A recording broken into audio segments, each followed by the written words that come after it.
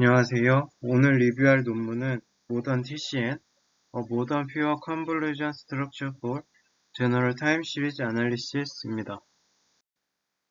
목차는 다음과 같습니다.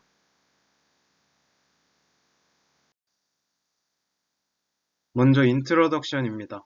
본 논문에서는 시계열 분석에 대해서 다룹니다. 시계열은 시간 순서대로 정렬된 데이터 포인트의 속인데 이러한 시계열의 예시로는 주가, 센서, 비디오 등이 있습니다. 이런 데이터의 시계열을 분석해서 숨겨져 있는 패턴, 추세, 주기성을 발견하고 이를 응용하는 것이 시계열 분석의 목적입니다. 응용하는 사례로는 관측된 데이터로 미래의 데이터를 예측하는 forecasting, 그리고 데이터 중 누락된 데이터의 값을 추정해서 데이터의 완성도를 높이는 imputation, 그리고 시간에 따라 변하는 신호나 영상 데이터에서 특정 동작을 인식하는 액션 리코그니션이 있습니다. 이렇게 시계열 분석에는 다양한 응용 범위가 있기 때문에 최근에 많은 연구가 진행되고 있습니다. 2010년대 후반까지 컨볼루전 기반의 방법론은 시계열 분석에서 자주 사용되는 신경망 중 하나였습니다. 하지만 트랜스포머의 등장 이후로 제한적인 성능을 보이며 소외되어 왔는데요. 저자는 이러한 컨볼루전이 제한적인 성능을 보이는 이유는 트랜스포머, MLP에 비해 낮은 Effective Receptive Fields, 줄여서 ERF 때문이라고 지적합니다. ERF는 출력값이 입력값의 어떤 영역에서 영향을 받았는지를 나타냅니다. 따라서 넓은 범위의 ERF는 장기적인 종속성, 복잡한 패턴을 포착할 수 있도록 하며 시계열에서 높은 성능으로 이어질 수 있습니다. 이전 연구들은 넓은 ERF에 초점을 맞추는 대신 정교한 아키텍처 구성에 초점을 맞췄는데요. 밑에 피규어에서도 보이듯이 입력 데이터가 1차원의 366개의 데이터가 입력되었을 때 마지막으로 출력된 하나의 벡터에서 이 전체적인 리셉티브 필드 중에서 실제로 이 마지막 출력물에 영향을 미친 데이터를 히트맵으로 표시한 것입니다. 이 저자의 논문에서 제안하는 모던 TCN 같은 경우 전체적으로 넓은 영역의 ERF를 보이는데 반해서 다른 컨볼루전 기반의 모델들은 아주 좁은 영역의 ERF 그리고 중앙에 집결된 모습을 보이고 있습니다. 따라서 본 연구에서는 CNN을 현대의 구조에 맞게 최적화하고 시계열 분석에 맞춤화하도록 연구를 진행했습니다. 먼저 백그라운드에서 체크해 볼 개념은 리셉티브 필드입니다. 그리고 컨볼루전 신경망은 일반적으로 fully connected 레이어가 아니기 때문에 출력값에 영향을 미친 영역이 출력값마다 모두 서로 다릅니다. 그래서 이거에 대해서 살펴보면은 먼저 왼쪽에 fully connected 레이어를 표현한 MLP를 살펴보면 최종적으로 출력된 노드가 입력된 노드 그리고 층마다 모두 연결되어 있는 것을 알 수 있습니다.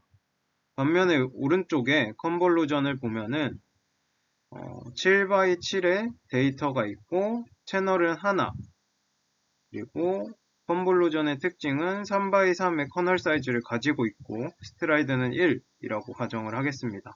그래서 두 개의 컨볼루전 층이 있다고 가정했을 때 이렇게 전개가 되면서 최종적으로 이 초록색 값을 얻었을 때 이 초록색 값이 영향을 받은 영역은 이렇게 큰 초록색 영역이라고 할 수 있고 이 하얀색 영역에서는 영향을 받지 않았습니다.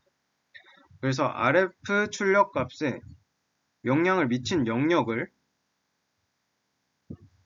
의미하고요. 이 RF의 특징으로는 커널 사이즈가 커질수록 더 넓은 RF를 보인다는 것을 알 수 있고 그리고 또 층이 깊어질수록 더 큰 RF를 보입니다. 여기서는 층이 2개였지만 층이 하나 더 추가될 경우 7x7의 RF를 얻을 수 있습니다. 그런데 실질적으로 이 RF가 모두 최종 출력값에 영향을 주냐에 대한 고민을 하고, 그리고 Effective Receptive Field라는 개념을 처음 등장한 논문이 이 Understanding Effective Receptive Field in Deep Convolution Network입니다. 이 논문에서는 이 최종적으로 출력된 노란색 값에서 이론적으로는 이 5x5의 영역으로부터 영향을 받았겠지만 정말 실질적으로 이 모든 영역에서 영향을 받았는지에 대한 고민을 하면서 ERF라는 개념이 등장했습니다. ERF는 이 노란색 값에 대해서 이 입력된 각 픽셀에 대해서 미분을 하면서 각 픽셀에 영향을 미쳤는지에 대해서 계산을 했는데요. 이게 직관적으로도 컨볼루전이 연산이 진행된다고 다시 한번 살펴봤을 때 이렇게 이 3x3을 찍어내면서 한 칸 이동하고 또 찍어내고 한 칸 이동하고 또 이렇게 밑으로 가서 한 칸 이동하면서 터널을 하나씩 찍는다고 가정했을 때 최종적으로 두 번째 층으로 3x3의 초록색 데이터를 보낼 때 각 파란색과 빨간색 그리고 보라색의 컨볼루전 연산에 최종적으로 참가한 횟수가 다릅니다. 파란색 같은 경우 한 번 참여했고 빨간색 같은 경우 3회 그리고 보라색 같은 경우 9번 참여했다는 것을 알 수 있는데요. 그러면 당연하게도 모든 영역이 동일한 만큼 영향을 미치는 게 아니라 센터에 있을수록 이 위치에 의존을 더 많이 받는다는 것을 알 수 있습니다. 이렇게 컨볼루전 연산에 더 많이 참여했다는 것은 또 역전파 과정에서도 중앙값에 의한 출력값의 오류가 더 많이 기여된다는 것도 쉽게 알 수 있습니다. 그리고 다음으로 볼 개념은 그룹 컨볼루전입니다. 그룹 컨볼루전은 입력 채널을 여러 개의 그룹으로 나누어서 독립적으로 컨볼루전 연산을 수행합니다. 그래서 일반적인 컨볼루전 연산을 다시 한번 리마인드 해보자면 이렇게 입력 채널이 3개 있을 때 각 채널별로 필터를 이렇게 통과시켜서 동일한 사이즈의 3x3 출력 값들을 각각 얻어서 모두 합치는 방식으로 이 최종 출력 값을 얻는 것이 일반적인 컨볼루전 연산 방법인데, 만약에 그룹으로 나누어서 진행할 경우 입력 채널이 4라고 가정한다면 각각의 그룹을 2개로 나누어서 진행한다고 가정을 하겠습니다. 그러면은 채널이 4개인데 2개의 채널씩 각각 나누어져서 연산을 수행합니다. 그래서 각각 2개의 채널에 필터를 각각 적용하고 그룹 안에서만 합성을 진행해서 출력을 하고 동일하게 다른 그룹에서도 동일하게 연산을 수행한 다음에 출력 값을 얻을 수 있습니다. 그래서 최종적으로 출력되는 값은 그룹의 개수라고 할 수 있습니다. 그래서 그룹 컨볼루전의 장점은 이렇게 그룹을 나눔으로써 독립적으로 채널을 처리해가지고 그 채널별로 상관관계가 높을 경우 이런 상관관계를 학습할 수 있고 또 계산 효율성이 증가합니다. 왜냐하면 이렇게 연산 자체는 동일해 보이지만 출력되는 채널 자체가 그룹만큼 증가하기 때문에 동일한 사이즈의 출력값을 얻는다고 가정했을 때 한 번에 종합적인 연산을 했을 때 출력하는 채널 수가 2배, 그룹의 수만큼 더 증가하기 때문에 계산 효율성 측면에서도 이점이 있다고 할 수 있습니다. 다음으로 살펴볼 개념은 뎁스와이즈 컨볼루전, DW 컨볼루전이고요. DW 컨볼루전은 그룹 컨볼루전의 그룹수를 채널만큼 구성하는 것을 의미합니다. 그래서 각 채널별로 독립적으로 합성곱 연산을 수행해서 출력값을 얻고 그래서 채널 간의 정보 혼합이 없다고 할 수 있습니다. 그래서 입력된 채널별로 독립적인 특성 학습이 가능하고요. 그룹 컨볼루전과 동일하게 계산 효율성 및 표현의 다양성이 높아지는 이점이 있습니다. 그래서 빠르게 살펴보면 서로 출력되는 채널이 3개라고 가정했을 때 합성곱을 각각 진행해서 출력값이 각각 나오는 것을 알 수 있습니다. 그래서 백프로 과정에서도 당연하게도 서로 연관이 없기 때문에 완전히 독립적인 연산 방법이라 채널별로 독립적이다라고 할 수 있습니다. 다음으로 방법론에서 모던 TCM 블럭에 대해서 알아보겠습니다. 모던 TCM 블럭 같은 경우 컴퓨터 비전에서 많이 사용되는 이 모던 컨볼루전 블럭에서 영향을 받았는데 모던 컨볼루전 블럭은 다음과 같이 구성되어 있습니다. 그래서 입력값이 주어지면 DW 컨볼루전 통과하고 컨볼루전 피드포워드 통과한 값에 레지듀얼 커넥션을 주면서 출력값을 얻는데요. 이 컨볼루전 피드포워드 네트워크 같은 경우 안에 구조가 포인트와이즈 컨볼루전을 2개 주고 안에는 인버티드 보틀넥 구조를 주면서 차원을 크게 늘렸다가 다시 원본 데이터로 원본 차원으로 줄여주는 구조를 취하고 있습니다. 그래서 모던 TCN도 살펴보면 이 모던 컨볼루전의 블럭을 최대한 활용하고 있는데요. 그래서 뎁스와이즈 컨볼루전 통과하고 이 2개의 컨볼루전 피드포워드 네트워크를 통과하는데 이 시계열에 최적화할 수 있게 정보를 혼합하는 과정에서 시계열 차원 그리고 변수 차원 이렇게 각각 하나씩 합성을 하도록 합니다. 이렇게 하는 이유는 변수 차원과 시계열 차원을 한 번에 학습하는 것은 정보의 손실을 많이 초래할 수 있기 때문에 다음과 같은 구조를 채택했습니다. 그래서 블록별로 다시 기능을 다시 살펴보면은 DW 컨볼루전은 입력된 토큰 간의 시간적 정보를 처리하고 각 패치에 피처 인베딩을 학습합니다. 그리고 컨볼루전 피드포워드 네트워크 같은 경우 새로운 특징 표현을 토큰별로 독립적으로 학습한다고 했는데 이렇게 토큰별로 독립적으로 학습한다고 할 수 있는 이유는 이 컨볼루전 피드포워드 네트워크 구조 자체가 포인트와이즈 컨볼루전이기 때문입니다.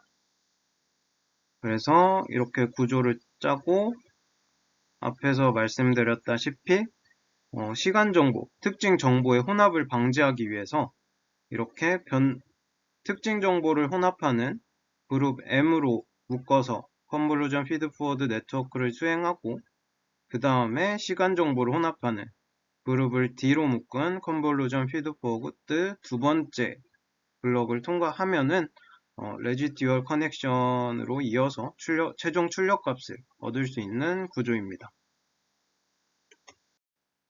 그래서 이제 입력되는 데이터에서부터 최종 출력값까지 순차적으로 어떻게 진행이 되는지 자세하게 살펴보도록 하겠습니다. 먼저 입력 이미지를 패치파이하는 과정이 있는데 이 패치파이하는 과정도 이 논문에서 처음 제안하는 방법이라고 하고 있습니다. 그래서 일반적으로 컴퓨터 비전에서는 RGB 채널 값으로 줘서 한 번에 혼합하는 방식을 채택하지만 시계열에서 이 피처의 개수를 바로 채널로 줘가지고 바로 합성하는 것은 정보 손실로 이어질 가능성이 큽니다.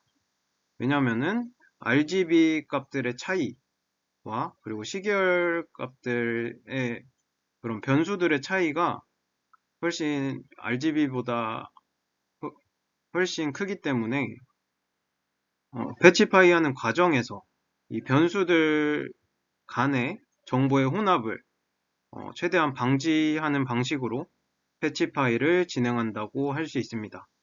그래서 각 피처에 컨볼루전을 적용하는데 이 그림에서 보면은 입력되는 이미지가 이 변수의 개수인 m 그리고 입력된 시계열의 길이인 l이라고 가정했을 때 이렇게 채널을 1로 주면서 컨볼루전을 수행합니다. 그래서 보면은 이 컨볼루전 사이즈가 이만한 검은색 박스만한 컨볼루전이 이렇게 처음부터 끝까지 통과하면은 이렇게 패치 하나가 완성된다고 할 수 있고, 이 패치의 토큰 하나는 이렇게 하나의 커널을 통과한 값이 이 토큰 하나라고 볼 수 있습니다. 그래서 패치파이 하는 과정에서 이 베리어블 1과 다른 베리어블들이 혼합되는 다른 변수 간의 혼합 정보의 믹싱 같은 것은 거의 일어나지 않는다는 것을 쉽게 알 수 있을 텐데, 서로 완전 영향을 미치지 않는 것이냐? 그것은 아니라고 봅니다. 왜냐하면 이 채널을 1로 줬다는 것은 이 구간에 이 1번 패치를 뽑아낼 때 사용했던 커널과 이 베리어블 m 1 첫 번째 패치를 뽑아낼 때 사용했던 커널이 동일하다는 것을 의미합니다. 그래서 훈련 과정에서 완전히 독립적이진 않다. 패치파이 하는 과정에서는 당연히 정보 믹싱이 일어나지 않지만 트레이닝 과정에서 가중치를 훈련시키고 할 때는 서로 영향을 어느 정도 미친다라고 볼 수 있겠습니다. 그래서 패치파이된 최종적인 차원을 살펴보면 베리어블 간의 혼합이 없었기 때문에 n 그리고 패치의 개수 d 그리고 패치의 길이 n이라고 할 수 있습니다. 그래서 이 패치는 조금 헷갈릴 수도 있는데 첫 번째부터 끝까지 커널을 통과한 이 첫 번째 값과 이 분홍색으로 표기한 모든 d 값이 d 번째 값까지 커널의 종류는 다르지만 동일한 데이터를 통과한 값입니다. 그래서 동일한 값으로부터 뽑아낸 같은 변수로부터 뽑아냈지만 커널만 다른 데이터들이라고 할 수 있고, 베리어블 m 같은 경우 이 동일하게 이렇게 같은 패치가 뽑아낸 데이터 자체는 같다라고 볼 수 있습니다. 그래서 패치파이한 데이터를 다음에 이제 모던 TCM 블럭의 첫 번째 블럭인 DW 컨볼루전에 넣어주게 됩니다. DW 컨볼루전은 저희가 백그라운드에서 살펴봤을 때 채널별로 필터를 구성해서 독립적으로 연산을 진행한다라고 했는데, 그래서 여기서 채널을 뭘로 주냐고 살펴보면 변수의 개수 by 패치의 개수를 채널로 줍니다. 뭘 의미하냐면 각 패치별로 독립적으로 컨볼루전 연산을 처리하겠다 라고 볼 수 있습니다. 이게 뭘 의미하냐면 저희가 앞에서 모델 오버뷰에서 DW 컨볼루전 연산이 트랜스포머의 셀프 어텐션과 동일한 기능을 한다 라고 언급을 했었는데요. 이 셀프 어텐션의 기능을 다시 한번 리마인드 해보면 다양한 입력 토큰이 주어지면 각 토큰이 다른 토큰들과 연관성이 얼마나 있는지, 혹은 이 토큰을 처리할 때 다른 토큰에 얼마나 가중치를 줘야 하는지에 대해서 학습하는 단계가 트랜스포머의 셀프 어텐션이라고 할 수 있는데, 그래서 이 DW 컨볼루전과 어떤 기능이 동일하냐라고 살펴보면 이 패치 안에 토큰이 하나가 이 입력된 시계열의 지역적인 특성을 가지고 있습니다. 그래서 이 각각 토큰을 이 필터를 통해서 셀프 어텐션 하듯이 중요한 토큰에 대해서 가중치를 더 준다든지 이런 처리를 하는데, 이 의미에 대해서 조금 더 자세히 살펴보면 이 핑크색 패치들은 같은 데이터로부터 다른 종류의 커널을 통과시킨 값들입니다. 그래서 어떤 걸 의미하냐? 같은 데이터지만 다양한 방식으로 특징을 추출했다 라는 것을 의미하고, 이 특징을 추출한 것을 다시 한번 이 토큰별로 한번 체크를 해보면서 중요한 특징 표현 방식으로 한 번 더 필터를 통과시켜주는 단계가 DW 컨볼루전 단계입니다. 그래서 패치파이부터 다시 한번 보면은 이 패치파이라는 것부터 조금 헷갈릴 수 있는데, 왜냐면 VIT나 패치 TST 같은 모델에서 패치를 뽑아낼 때 보면은 그냥 데이터를 잘라내서 패치로 뽑아내는데, 이 논문에서 제안하는 패치파이 방법은 같은 데이터를 여러 종류의 커널로 이렇게 뽑아내면서 데이터를 뽑아낸다. 다양한 특징으로 뽑아낸다 라고 볼 수 있습니다. 대신에 그 시계열 데이터의 변수 간의 믹싱은 발생하지 않지만 사용하는 필터 자체는 동일하다. 다양한 변수한테 사용하는 커널 필터는 동일하다. 그래서 1번 뽑을 때 각 변수별로 첫 번째 패치 뽑을 때는 다 동일한 필터를 사용하고, 그래서 쭉쭉쭉 D번째 필터까지 뽑을 때 각 변수별로 동일한 필터를 사용한다 라는 점 알아두시면 이해하기 편할 것 같습니다.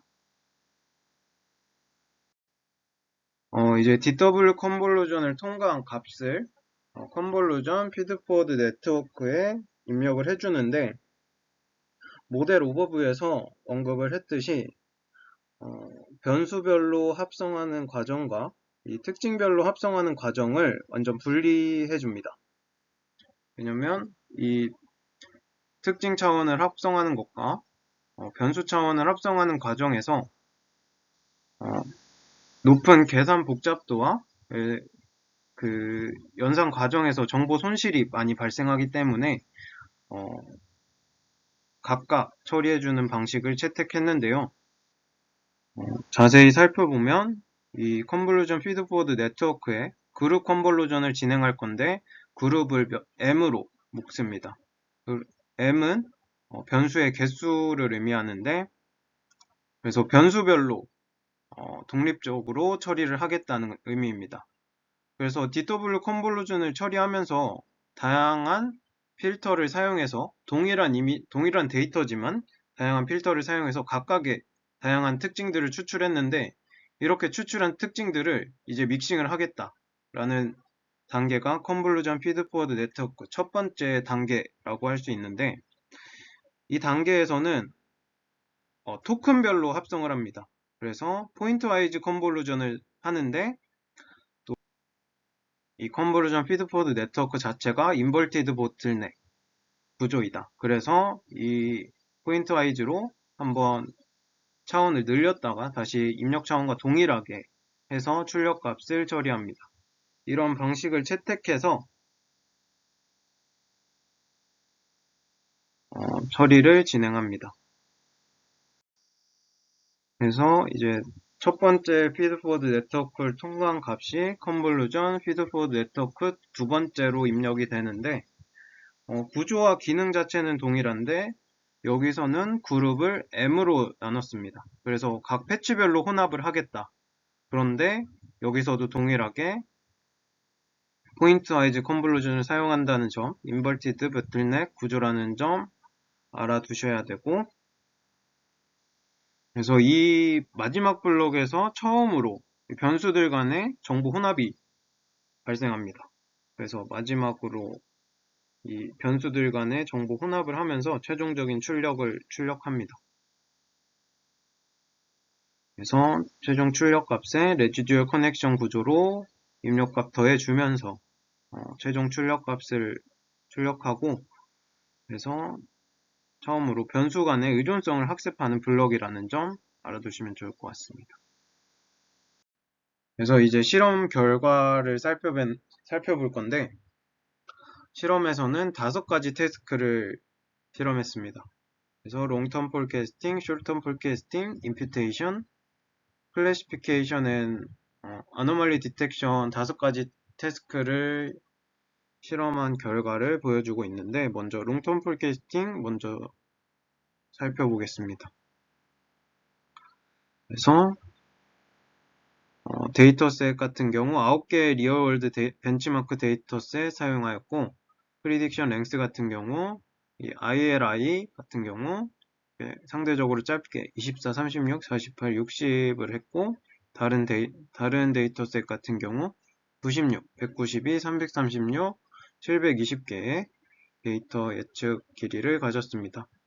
그래서 입력 데이터의 길이도 다양하게 변동해주면서 각 모델에서 나온 결과 중 최상의 결과를 채택하는 방식으로 MSE와 MAE 매트릭을 사용해서 평가를 진행하였고, 그래서 실험 결과 살펴보면 대부분의 데이터에서 이 진한 빨간색 같은 경우 가장 좋은 성능을 보이는 거고, 파란색은 두 번째로 좋은 성능을 보인다는 의미인데, 대부분의 데이터에서 최선 혹은 차선의 모델이라고 보여집니다. 그래서 숄텀 폴캐스팅에서도 데이터셋은 M4 숄텀 폴캐스팅 벤치마크를 사용했고, 이 데이터셋 자체가 좀 챌린징한 데이터셋이라고 합니다. 그래서 인풋 랭스의 예측 길이의 2배로 예측 길이를 다양하게 주면서 인풋 랭스 같은 경우 예측 길이의 2배로 고정시켜 준 다음에 실험을 진행하였고, 이 숄텀 폴캐스팅 같은 경우도 패치 TST에 비해서 상당히 좋은 성능들을 보여주는 것을 알 수 있습니다. 다음으로 누락된 값을 관찰된 시계열 데이터를 기반으로 채우는 임퓨테이션 같은 경우에도 데이터셋을 ETT, Electricity Weather 데이터셋 사용해서 누락 데이터의 비율을 다양하게 주면서 평균의 값을 비교했을 때 이 데이터가 누락됐음에도 시간 의존성을 잘 포착하는 모습을 모던 TCN 같은 경우 보여주었고, 다른 모델들에 비해서 되게 준수한 성능들을, 우수한 성능들을 보여주고 있었습니다. 클래시피케이션, 어노멀리 디텍션에서도 준수한 성능을 보였습니다. 클래시피케이션 같은 경우 데이터셋을 10개의 시계열 분류 아카이브에서 가져왔고, 어노멀리 디텍션 같은 경우 5개의 벤치마크 데이터셋 결과를 평균 내었습니다. 그래서 어노멀리 디텍션 같은 경우 전통적인 재구성 작업을 채택하고 입출력 오차를 통해서 이상 기준을 선택했고, 모던 TCN이 이런 시계열 분석에 특화된, 클래시피케이션에 특화된 모델이나 어노멀리 디텍션에 특화된 모델 같은 경우도 비교했지만 가장 좋은 성능을 보였습니다. 그래서 본 논문의 컨트리뷰션이라고 할 수 있는 시계열 분석에 대해서 새로운 접근 방식을 채택해서 탐구했다는 것이 큰 컨트리뷰션이라고 할 수 있고, 그러한 과정에서 살펴보면 새로운 패치파이 방식이나 아니면 모던 TCN과 같은 시계열에 최적화한 방식으로 구조를 시계열에 최적화하는 방식이 컨트리뷰션이라고 할 수 있고, 실험을 통해서도 다양한 태스크 실험을 통해서도 이런 모던 TCN이 다양한 태스크에서 거의 엄청 준수한 뛰어난 성능을 보인다는 것을 증명했습니다. 네, 레퍼런스는 다음과 같고요. 네, 리뷰는 여기서 마치도록 하겠습니다. 감사합니다.